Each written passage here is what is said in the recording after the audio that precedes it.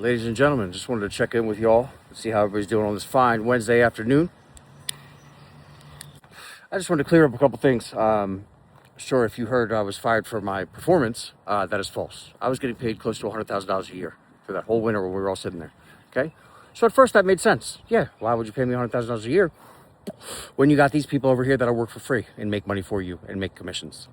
Now, I am only speaking for myself, but it's just kind of ironic that I raised questions as to Mr. Johnson's invoice on you doubling his roof price after the job was installed, which I'm believing is happening to more than just him. And I was fired 4 days later, right after Dylan, and then shortly after that was Ashley. But here's the thing. That whole time you guys spent being scared of me and how I was going to react and thinking I'm a motherfucker, you were right. You were right, see, but you were wrong all along, which is what I was trying to tell you. You didn't give me enough credit for how smart I am. But that's your problem now.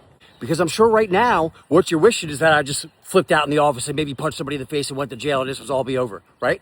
But no, I knew what you guys were doing. I smelled it. I knew you were waiting until after the cruise to fucking fire me. I knew it. You know why? Because I'm the only person there that spoke up against defrauding people. Now, when I first started, Larry and I had a bunch of conversations about integrity. We were, what I thought, on the same page.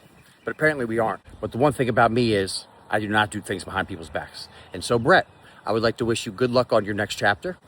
But I wouldn't really plan on being a public adjuster either, because that's going to end shortly as well. To the rest of you, minus Bart, I do like Bart. Bart, I think you're a good dude. And I'm not talking about the people I work with, my coworkers. You guys know we had a good relationship, those of us that we did. And those that we didn't, I probably don't like you.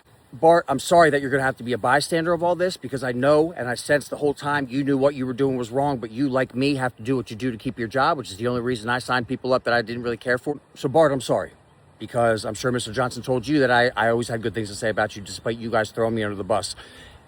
Wholeheartedly throw me under the bus. I'm just celebrating today because this is a good feeling.